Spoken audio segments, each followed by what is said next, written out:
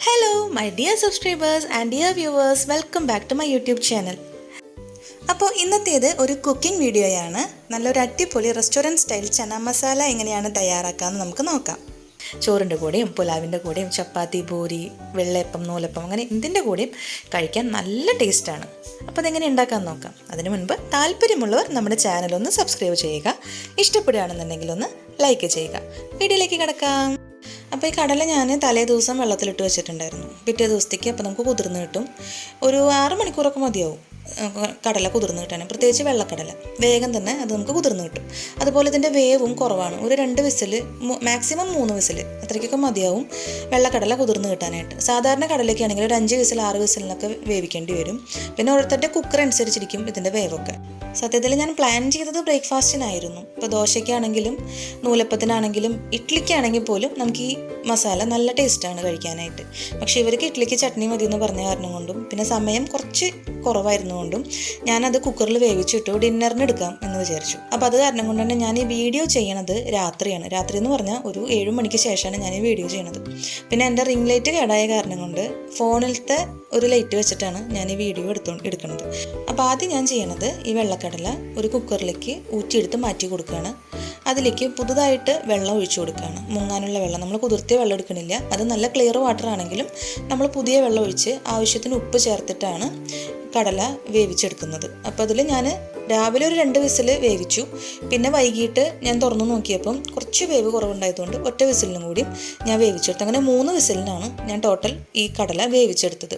ഇതുപോലെ കടല അങ്ങനെ നമ്മൾ പീച്ച് നോക്കുമ്പോൾ നല്ല സോഫ്റ്റായിട്ട് വലിയ സ്ട്രെയിനൊന്നും കൊടുക്കാണ്ട് തന്നെ അത് നന്നായിട്ട് ഉടഞ്ഞു വരുന്നുണ്ടെങ്കിൽ അതാണ് ഈ വെള്ളക്കടലയുടെ ഭാഗം. അപ്പോൾ നമ്മുടെ ആഗ്രഹപ്രകാരം കടല നമ്മൾ വേവിച്ചെടുത്തിട്ടുണ്ട്. ഇനി ഇതിൽ ഈ കാണുന്ന വെള്ളം മുഴുവനും നമുക്ക് ആവശ്യമുള്ളതാണ്. അപ്പം ഞാനിവിടെ മസാല ഉണ്ടാക്കാൻ എടുത്തിരിക്കുന്നത് ഇതുപോലത്തെ ഒരു അയൺ കടായിയാണ്. ഇത് നല്ല വെയിറ്റുള്ള അടിക്കട്ടിയുള്ള ഒരു പാത്രമാണ്. സ്റ്റീലിൻ്റെ എടുക്കുകയാണെന്നുണ്ടെങ്കിലും അത്യാവശ്യം അടിക്കട്ടിയുള്ള ഒരു പാത്രം എടുക്കുക. നോൺ സ്റ്റിക്ക് ആകുമ്പോൾ പിന്നെ നമുക്ക് അടി പിടിക്കുന്ന പേടിക്കേണ്ട ആവശ്യമില്ലല്ലോ. അപ്പോൾ നമുക്കിനി കുക്കിംഗ് സ്റ്റാർട്ട് ചെയ്യാം. നമ്മുടെ പാൻ നന്നായിട്ട് ചൂടായിട്ട് വന്നിട്ടുണ്ട്. ഹൈ ഫ്ലെയിമിൽ തന്നെ വെക്കുക. ഇനി അതിലേക്ക് നമുക്ക് ഓയിൽ ചേർത്ത് കൊടുക്കാം. ഏതെങ്കിലും ഒരു കുക്കിംഗ് ഓയിൽ ചേർത്ത് കൊടുക്കാം. ഞാൻ കോക്കനട്ട് ഓയിലും സൺഫ്ലവർ ഓയിലും ഉണ്ടാക്കാറുണ്ട്. ഇപ്പോൾ എൻ്റെ കയ്യിലുള്ളത് സൺഫ്ലവർ ഓയിലാണ്.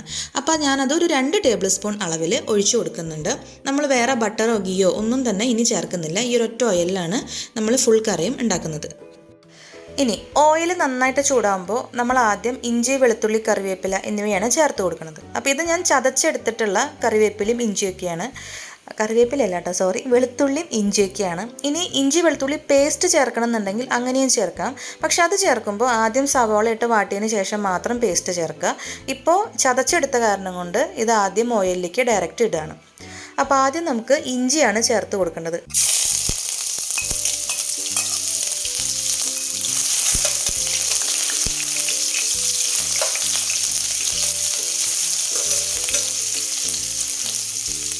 തീയെ ഞാനൊരു മീഡിയം ഫ്ലെയിമിൽ വെച്ചിട്ടുണ്ട് കേട്ടോ. നന്നായിട്ട് ചൂടായിട്ടുണ്ട്. കട്ടിയുള്ള പാത്രം ആയതുകൊണ്ട് തന്നെ ചൂട് നിൽക്കും. അപ്പോൾ അതുകൊണ്ട് ഞാൻ എണ്ണ നന്നായിട്ട് ചൂടായപ്പോൾ അത് ഒരു മീഡിയം ഫ്ലെയിമിൽ ചേർത്ത് കൊടുത്തിട്ടുണ്ട്. ഇപ്പോൾ നമ്മുടെ ഇഞ്ചി ഇപ്പോൾ അത് ഇട്ടപ്പോഴേക്കും, അതായത് ഓയിൽ നല്ല ചൂടായിട്ടാണ് ഇരുന്നത്. അപ്പോൾ ഇട്ടപ്പോഴേക്കും ഒന്ന് നന്നായിട്ട് നിറം മാറി വന്നിട്ടുണ്ട്. അത്യാവശ്യം ഒരു ലൈറ്റ് ബ്രൗൺ ആയി വരുമ്പോൾ നമുക്ക് വെളുത്തുള്ളി ചേർത്ത് കൊടുക്കാം. ഇതുപോലെ നിറം മാറിയിട്ട് ഒരു ലൈറ്റ് ബ്രൗൺ അല്ലെങ്കിൽ ഒരു ഗോൾഡൻ ബ്രൗൺ ഷെയ്ഡ് വന്നാൽ മതി. അപ്പോൾ നമുക്ക് ഈ വെളുത്തുള്ളി കറിവേപ്പിലയും കൂടി ചേർത്ത് കൊടുക്കാം.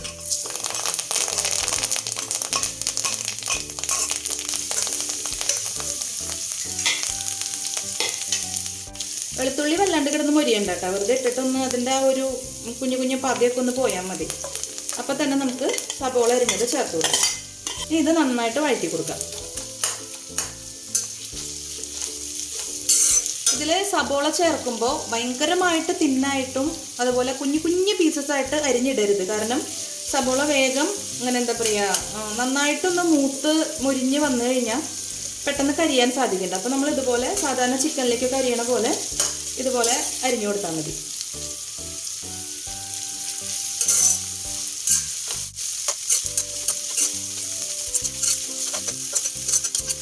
സബോള അപ്പോൾ അത്യാവശ്യം ഒന്ന് ഫ്രൈ ആയിട്ട് വന്നുകൊണ്ടിരിക്കുകയാണ്. ഒന്ന് മുരിഞ്ഞ് ഒന്ന് വറവ് പോലെ വന്നുകൊണ്ടിരിക്കുകയാണ്. ഈ സമയത്ത് നമുക്ക് തീ കുറച്ചിട്ട് ഇതിൽ മസാലപ്പൊടികൾ ചേർത്ത് കൊടുക്കാം. ഇതിൽ ആദ്യം ചേർക്കുന്നത് മഞ്ഞൾപ്പൊടിയാണ്. ഇത് നമുക്ക് ഇതേപോലെ ഒരു 2 ടീസ്പൂൺ അളവിൽ ചേർത്ത് കൊടുക്കാം. ഇത് കുറച്ചും കൂടെ 2 ടീസ്പൂൺ അളവിൽ മഞ്ഞൾപ്പൊടി ചേർത്ത് കൊടുക്കാം. ഈ മഞ്ഞൾപ്പൊടി ഒന്ന് നന്നായിട്ട് മൂപ്പിച്ചെടുക്കുക. ഇതിൻ്റെ ഒരു പച്ചമണം മാറുന്ന വരേക്കൊന്ന് വാട്ടി മൂപ്പിച്ചെടുക്കാം. അടുത്തത് മല്ലിപ്പൊടി ചേർത്ത് കൊടുക്കാം. മല്ലിപ്പൊടി ഒരു ഇതുപോലെ നിറച്ചെടുക്കുക. ഒരു 2.5 ടീസ്പൂൺ മല്ലിപ്പൊടി ചേർത്ത് കൊടുക്കുക. എന്നിട്ടൊന്ന് ഇളക്കിയിട്ട് ഇതിലേക്ക് നമുക്ക് ഗരം മസാല ചേർത്ത് കൊടുക്കാം. ഒരു 3/4 ടീസ്പൂൺ ഗരം മസാല ചേർത്ത് കൊടുക്കുന്നുണ്ട്. പിന്നെ നല്ല ജീരകത്തിൻ്റെ പൊടിയാണത്. നല്ല ജീരകത്തിൻ്റെ പൊടി ഇതുപോലെ ഒരു 1/2 ടീസ്പൂണോളം, നമ്മളത് വീട്ടിൽ പൊടിച്ച് വയ്ക്കുന്ന പൊടിയാണ്. 1/2 ടീസ്പൂണോളം ഇതും ചേർത്ത് കൊടുക്കുന്നുണ്ട്. ഇതാണ് ശരിക്കും ഈ കറിക്ക് നല്ല ഫ്ലേവർ കൊടുക്കുന്ന ഒരു ഐറ്റം കേട്ടോ, നല്ല ജീരകത്തിൻ്റെ പൊടി. ഇപ്പോൾ ഇത്രയും മതി, ഒരു 1/2 ടീസ്പൂൺ ചേർത്ത് കൊടുത്താൽ മതി. ഇത് നന്നായിട്ട് ഇളക്കിയെടുക്കുക.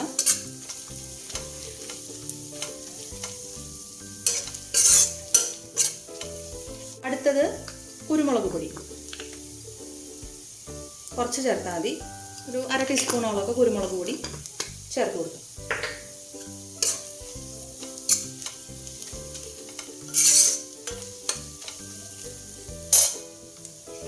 ഇതൊക്കെ ഒന്ന് ആദ്യം നന്നായിട്ട് മൂപ്പിച്ചെടുക്കാം.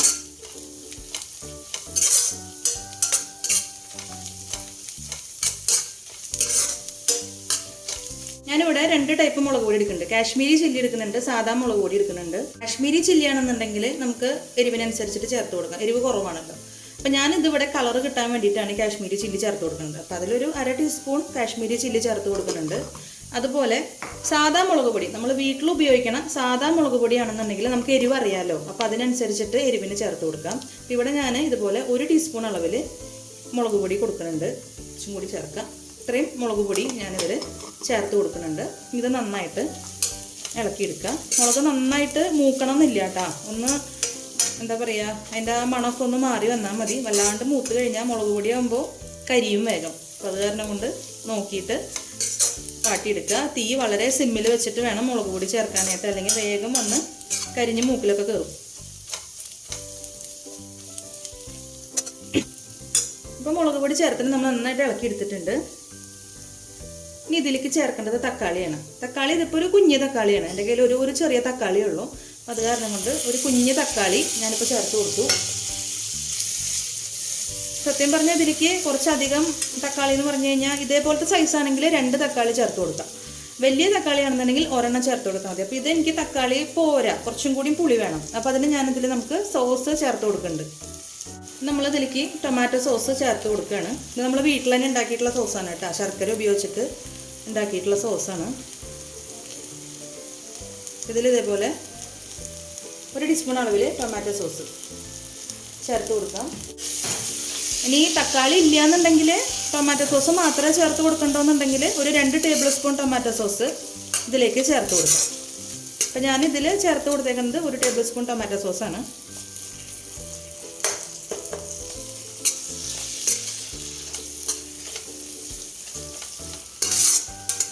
നന്നായിട്ട് ഇളക്കുക. ഞാനിതിൽ പച്ചമുളക് ചേർക്കാൻ മറന്നുണ്ട്. പച്ചമുളക് നമുക്ക് 2 എണ്ണം കീറിയിടാം. പച്ചമുളക് നമ്മുടെ വീട്ടിലുണ്ടാക്കുന്ന പച്ചമുളകാണ് കേട്ടോ. ഇതിങ്ങനെ ഇതുപോലെ നടു കീറിയിട്ട് ചേർക്കുന്നുണ്ട്. പച്ചമുളക് സാധാരണ സബോളയുടെ കൂടെയാണ് ചേർക്കുക. ഞാനത് വിട്ടുപോയി. ഇപ്പോൾ ചേർത്താലും കുഴപ്പമില്ല. ഇതിപ്പോൾ നമ്മൾ ഇത്രയും ചേർത്തു. ഇനി നമുക്കിതിലേക്ക് മസാലയ്ക്ക് ആവശ്യമായിട്ടുള്ള ഉപ്പ് ചേർത്ത് കൊടുക്കാം.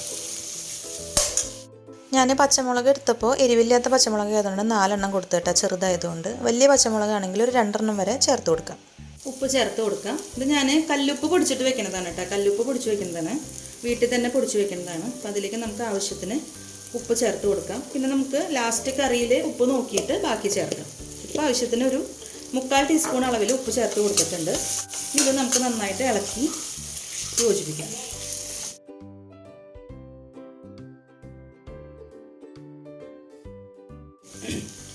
ഇപ്പോൾ ലോ ഫ്ലെയിമിലാണ് വെച്ചിരിക്കുന്നത് അടുപ്പ്. നമ്മുടെ തക്കാളി ഓൾറെഡി വെന്ത് കിട്ടിയിട്ടുണ്ട്. ഞാൻ സാധാരണ മൂടി വെച്ച് വേവിക്കാറുണ്ട്, പക്ഷേ ഈ സമയത്തിൻ്റെ ഉള്ളിൽ തന്നെ ഇത് വെന്ത് കിട്ടിയിട്ടുണ്ട്. ഇനി പക്ഷേ ഇതിലേക്ക് ഇത് നമ്മളൊന്നും കൂടി ഒന്ന് ഓൾറെഡി എണ്ണ തെളിഞ്ഞിട്ടുണ്ട് എങ്കിലും നമ്മളിതിൽ കുറച്ചും കൂടി കടല ചേർത്തിട്ട് ഒന്ന് മൂടി വെച്ചിട്ട് ലോ ഫ്ലെയിമിൽ കുറച്ച് നേരം ഒന്ന് വേവിച്ചെടുക്കുന്നുണ്ട്. കാരണം ഇത് കറിക്ക് തിക്ക് കിട്ടാൻ വേണ്ടിയിട്ടാണ് നമ്മളിതിൽ കടല ചേർക്കുന്നത്. അപ്പോൾ ഇത്രയും. ഇതിപ്പോൾ 1 ടേബിൾ സ്പൂണാണ്. 1 ടേബിൾ സ്പൂൺ കടല. നമുക്ക് കറിക്ക് എത്ര തിക്ക് വേണോ അതിനനുസരിച്ചിട്ടാണ് കടല ചേർക്കുക. മാക്സിമം ഇത്രയൊക്കെ മതിയാവും. 1.5 ടേബിൾ സ്പൂൺ കടല ചേർക്കുന്നുണ്ട്, ചെന്ന ചേർക്കുന്നുണ്ട്. എന്നിട്ട് നമുക്ക് ആദ്യം ഇത് നന്നായിട്ടൊന്ന് ഇളക്കിയിട്ട് ഈ മസാല നമുക്ക് ഒന്നും കൂടി യോജിപ്പിച്ച് വേവിച്ച് എടുക്കാം. ഇതൊരു മീഡിയം ഫ്ലെയിമിൽ വെച്ചിട്ട് ഒന്ന് മൂടി വെച്ചിട്ട് കുറച്ച് നേരം ഒരു 2 മിനിറ്റ് ഒന്ന് വേവിച്ചെടുക്കാം.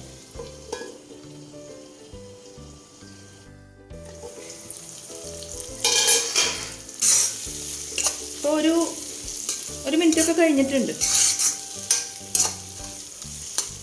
അപ്പോൾ നമ്മളിത് നോൺ സ്റ്റിക്ക് കുക്ക് വെയറിലല്ല വെക്കണത്. ഇതുപോലത്തെ അയൺ കടായിൽ അല്ലെങ്കിൽ സ്റ്റീലിൻ്റെ പാത്രത്തിലോ അങ്ങനെയൊക്കെ ആണെന്നുണ്ടെങ്കിൽ ഇത് അടി പിടിക്കാനൊക്കെ കുറച്ച് ചാൻസ് ഉണ്ട്. അപ്പോൾ അതുകൊണ്ടാണ് മീഡിയം ഫ്ലെയിം അല്ലെങ്കിൽ ലോ ഫ്ലെയിമിൽ വെച്ചിട്ട് ഇത് ചെയ്യണമെന്ന് ഞാൻ പറഞ്ഞത്. മാത്രമല്ല ഇടയ്ക്ക് ഇപ്പോൾ 2 മിനിറ്റ് ആണെങ്കിൽ 2 മിനിറ്റ് അവിടെ ഇട്ടിട്ട് നമ്മൾ പോരുത്. ഇടയ്ക്കൊന്ന് തുറന്നിട്ടൊന്ന് ഇളക്കി കൊടുക്കും. ഇപ്പോൾ ഇതിൽ നന്നായിട്ട് എണ്ണ തെളിഞ്ഞ് വന്നിട്ടുണ്ട് കേട്ടോ. ഇതാണ് നമ്മുടെ മസാലയുടെ ഭാഗം. ഈ മസാലയിൽ ഇനി ഒന്നും ചേർക്കണില്ല. ഇനി നമ്മൾ തീ ഓഫ് ചെയ്ത് കൊടുക്കാം. ഇതൊന്ന് ചൂടാറാൻ വെക്കണം. ചൂടാറിയതിന് ശേഷം നമുക്ക് മിക്സിയിൽ അരച്ചെടുക്കാം.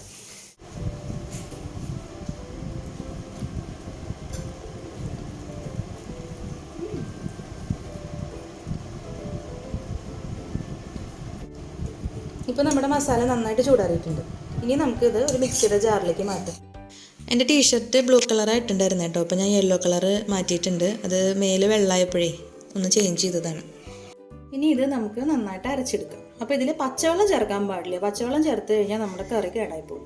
അപ്പോൾ അതിലേക്ക് ചേർക്കാനുള്ള വെള്ളം എന്ന് പറയുന്നത് നമ്മുടെ ചന്ന വേവിച്ച വെള്ളം ഇതിന്ന് പകർത്തിയിട്ട് എടുക്കുക. ഇതിന്ന് നമ്മളിങ്ങനെ കുറച്ച് വെള്ളം എടുക്കുക.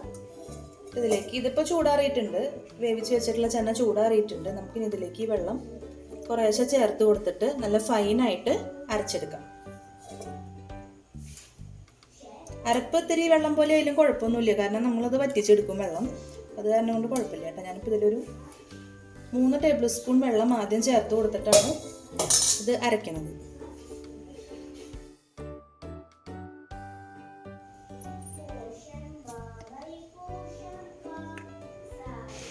വൈകുന്നേരം സമയമായ കാരണം കൊണ്ട് മോളപ്പുറത്തിരുന്ന് പഠിക്കുന്ന സൗണ്ടാണ് ഈ കേൾക്കണം കേട്ടോ, മോളുടെ പാട്ട്. അപ്പോൾ നമ്മുടെ അരപ്പ് നല്ല കട്ടിക്കാണ് അരഞ്ഞേക്കണം കേട്ടോ. അപ്പോൾ നമുക്ക് കുറച്ചും കൂടി ലൂസാക്കി അരയ്ക്കണം. അപ്പോൾ അതിനൊരു 2 ടേബിൾ സ്പൂൺ വെള്ളം കൂടിയും ഞാൻ ചേർത്ത് കൊടുക്കുകയാണ്. അല്ലെങ്കിൽ കട്ടിക്ക് അരയുമ്പോൾ മിക്സിയുടെ ജാറിന് കേടുവരും. അപ്പോൾ അത്യാവശ്യം വെള്ളം ഒഴിച്ചിട്ട് ഒരു ഇഡ്ഡലി മാവ് പരുവത്തിൽ നമുക്ക് അരച്ചെടുക്കാം.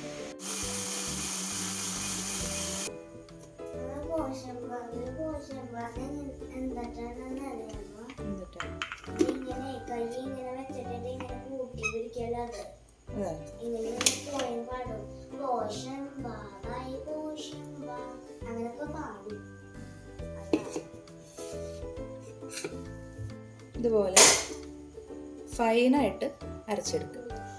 നമ്മുടെ ഇഡ്ഡലി മാവിൻ്റെയൊക്കെ പരുവല്ലേ, അതിൽ കുറച്ച് വെള്ളം കൂടിയാലും കുഴപ്പമൊന്നുമില്ല കേട്ടോ.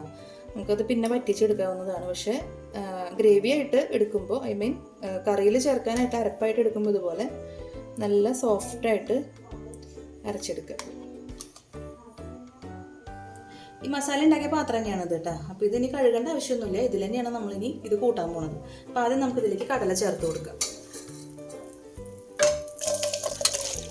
ഇപ്പോൾ ഈ കടല ചൂടാറിയ കടലയാണ്. അപ്പോൾ നമുക്ക് ഈ മസാല ചേർക്കണതിന് മുന്നേ ഈ കടല ആദ്യം ഈ വെള്ളം ഒന്ന് തിളപ്പിച്ചിട്ട് ഒന്ന് ചൂടാക്കിയെടുക്കാം. ഇത് ഓൾറെഡി ചൂടുള്ള കടലയാണെന്നുണ്ടെങ്കിൽ നമുക്കിത് തിളപ്പിച്ചെടുക്കേണ്ട ആവശ്യമില്ല, ഡയറക്റ്റ് മസാല ചേർത്താൽ മതി.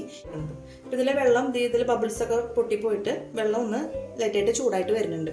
നന്നായിട്ട് തിളയ്ക്കണമെന്നൊന്നുമില്ല, ഇതൊന്ന് ജസ്റ്റ് ഒന്ന് ആവി കിട്ടിയാൽ മതി. അതിലേക്ക് നമുക്ക് ഈ മസാല ചേർക്കാം. കുറച്ച് ഇങ്ങനെ പറ്റിപ്പിടിച്ചിരിക്കുന്നത്, അത് തിളപ്പിച്ച് ആറിയ വെള്ളം ഒഴിച്ചിട്ട് ഒന്ന് കറക്കിയിട്ട് ഇതിലേക്ക് ചേർത്ത് കൊടുക്കാം.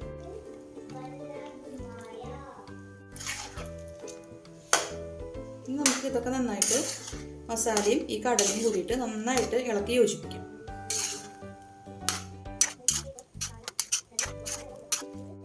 ഇപ്പം തന്നെ നമ്മുടെ ഗ്രേവിക്ക് അത്യാവശ്യം കട്ടിയുണ്ട് കേട്ടോ.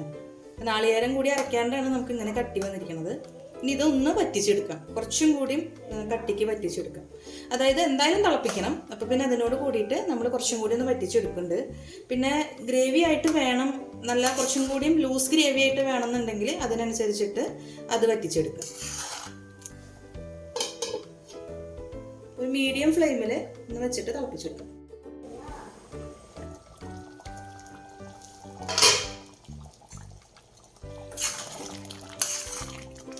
തിക്ക് ഗ്രേവി ആയിട്ടുള്ള കാരണം നമ്മൾ ഇതിങ്ങനെ അടച്ചു വെച്ചിട്ടെങ്കിലും പെട്ടെന്ന് പോകാൻ പാടില്ല, കുറേ നേരം അടച്ചു വെക്കാനും പാടില്ല.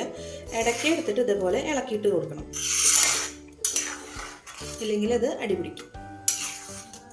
ഇത് ഏകദേശം നന്നായിട്ട് തിളച്ച് വെള്ളം ഒന്ന് വറ്റിയിട്ടുണ്ട്. അത്യാവശ്യം മസാലയൊക്കെ ഒന്ന് പിടിച്ചിട്ടുണ്ട്. ഇനി ഇതിലേക്ക് നമുക്ക് കുറച്ച് നല്ല ജീരകത്തിൻ്റെ പൊടിയും കൂടി ചേർത്ത് കൊടുക്കാം. ആദ്യം നമ്മളൊരു 1/2 ടീസ്പൂണാണ് ചേർത്തത്. ഇനി നമുക്ക് ഒരു 1/2 ടീസ്പൂണും കൂടി പൊടി ഫ്ലേവറിന് വേണ്ടിയിട്ട് ചേർത്ത് കൊടുക്കാം.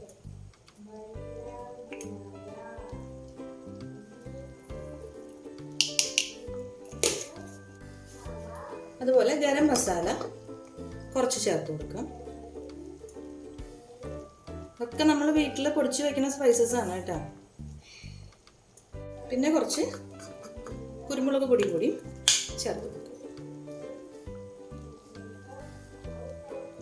നമ്മൾ ഈ സ്പൈസസിന് വേണ്ടിയിട്ടുള്ള കുറച്ച് ഉപ്പും കൂടി ചേർക്കാം. വളരെ കുറച്ച് ഉപ്പ് ചേർക്കാം. ഇത് നന്നായിട്ട് ഇളക്കി യോജിപ്പിക്കാം. എന്നിട്ട് ഇപ്പോൾ എന്താ പറയുക, ഗ്രേവി അത്യാവശ്യം തിക്കായിട്ടുണ്ട്. ഇനി ഈ ഗ്രേവി ഈ പാകത്തിനാണ് നമ്മൾ എടുത്ത് വെക്കണമെന്നുണ്ടെങ്കിലും ഇത് ഇരുന്ന് കുറച്ചും കൂടി കട്ട് ചെയ്യും. ഇനി കുറച്ചും കൂടി നന്നായിട്ട് വറ്റിച്ചിട്ട് നല്ല തിക്ക് ഗ്രേവിയിലാണ് എടുക്കണമെന്നുണ്ടെങ്കിൽ അതിരുന്നിട്ട് നന്നായിട്ട് കട്ട് ചെയ്യും. അപ്പം അങ്ങനെ വരുമ്പോൾ നമ്മൾ കുറച്ച് വെള്ളം നന്നായിട്ട് തിളപ്പിച്ചിട്ട് അതിലേക്ക് ഒഴിച്ചു കൊടുത്താൽ മതി.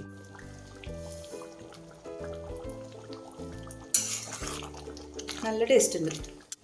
ഇനി ഈ കറിക്ക് കൂടുതൽ ടേസ്റ്റ് കൊടുക്കുന്നതിനായിട്ട് ഞാൻ ഇതുപോലെ കുറച്ച് ശർക്കര എടുത്തിട്ടുണ്ട്. ഇത് പൊടിയാണ്.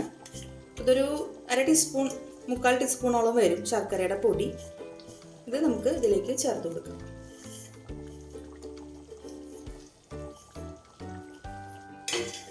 ഇപ്പോഴാണ് നമ്മുടെ ഇതിൻ്റെ ഉപ്പും മുളകും ഒക്കെ ഒന്ന് ബാലൻസ് ആയി കിട്ടുള്ളൂ.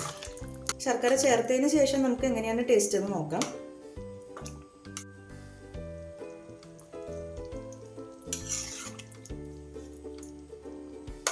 കുറച്ചും കൂടി ശർക്കര ചേർത്ത് കൊടുക്കും. ഞാനിവിടെ ശർക്കര എടുക്കാൻ പാകത്തിന് ഒരു സൗകര്യത്തിന് ഇതുപോലത്തെ ഒരു പാത്രത്തിൽ ഇതുപോലെ കുട്ടി കുട്ടി പീസുകളായിട്ട് ശർക്കര ഇട്ടിട്ടുണ്ട്. അപ്പോൾ അതിൽ നിന്ന് നമുക്ക് ചെറിയൊരു പീസ് ശർക്കര എടുത്തിട്ട് ഇതിലേക്ക് ചേർത്ത് കൊടുക്കാം.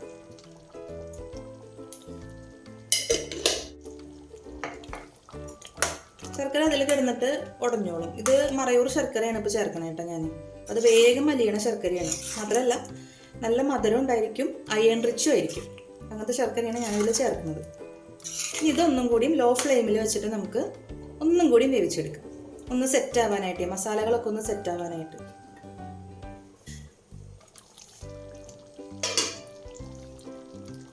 ഒരു മിനിറ്റോളം ഒന്ന് വേവിച്ചിട്ടുണ്ട് കേട്ടോ.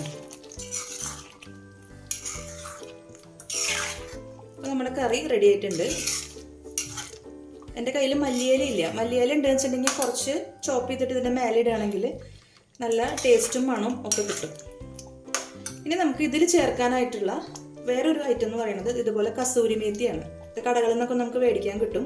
ഈ സാധനം ഇതിൽ ചേർക്കുകയാണെന്നുണ്ടെങ്കിൽ ഒരു നോർത്ത് ഇന്ത്യൻ ടച്ച് ഈ കറിക്ക് കിട്ടും കേട്ടോ. നമ്മുടെ ഹോട്ടലിൽ നിന്നൊക്കെ മേടിക്കുന്ന അതേ ടേസ്റ്റിലാണ് ഈ കറി ഉണ്ടാവുക. ഈ ഐറ്റമാണ് ഇതിൻ്റെ മെയിൻ. ഇതും നല്ല ജീരകത്തിൻ്റെ പൊടിയാണ് ഇതിന് മെയിനായിട്ട് ഫ്ലേവർ കൊടുക്കുന്നത്. അപ്പോൾ ഇത് നമുക്ക് ചേർത്ത് കൊടുക്കാം. കയ്യിലെടുക്കുക. നന്നായിട്ടൊന്ന് കൈ കൊണ്ട് തന്നെ ഒന്ന് പൊടിച്ചെടുത്തിട്ട് ഇതിലേക്ക് ചേർത്ത് കൊടുക്കാം. ഇപ്പോൾ ചേർക്കുമ്പോൾ തന്നെ നല്ല മണമാണ് കേട്ടോ കറിക്ക്. മല്ലിയില മാത്രം കിട്ടിയിട്ടില്ല. അപ്പം അത് ഇനി എപ്പോൾ ചേർത്താലും കുഴപ്പമില്ല. മല്ലിയില ചൂടോട് കൂടിയിട്ട് ചേർക്കണമെന്ന് വെച്ചിട്ടുണ്ടെങ്കിൽ അതിനനുസരിച്ചിട്ട് ആ ഫ്ലേവറിൽ നന്നായിട്ട് വരും. ഇതാണ് നമ്മുടെ കറിയുടെ ഫൈനൽ ലുക്ക്. നമുക്ക് തീ ഓഫ് ചെയ്യാം. ഇങ്ങനെയാണ് നമ്മുടെ കറി ഉണ്ടാവുക. ഇനി ഇത് ചൂടാറാനായിട്ട് കുറച്ച് നേരം ഇവിടെ തന്നെ വെക്കാം. നല്ല കാറ്റുള്ള സ്ഥലത്ത് വെക്കണമെന്നില്ല, ഇതിലിരുന്നിട്ട് ഒന്ന് ചൂടാക്കും. നമ്മുടെ ഗ്രേവി അത്യാവശ്യം ചൂടാറി വന്നപ്പം കുറച്ചും കൂടി കട്ടിയായിട്ടാണ്. അപ്പോൾ അത് കാരണം കൊണ്ട് ഇവിടെ ഗ്രേവി പ്രിയരായത് കാരണം കൊണ്ട് തന്നെ കുറച്ചും കൂടി ചാറിന് വേണ്ടിയിട്ട് ഞാൻ വെള്ളം തിളപ്പിച്ചിട്ട് അതിലേക്ക് കുറേശ്ശെ ചേർത്ത് കൊടുക്കുന്നുണ്ട്. നമ്മുടെ ചന്ന മസാല ഇപ്പോൾ നന്നായിട്ട് ചൂടാറിയിട്ടുണ്ട്. അപ്പോൾ നമുക്കതൊരു നല്ല ഡ്രൈ ആയിട്ടുള്ള പാത്രത്തിലേക്ക് സെർവിങ്ങിനായിട്ട് മാറ്റി വയ്ക്കാം.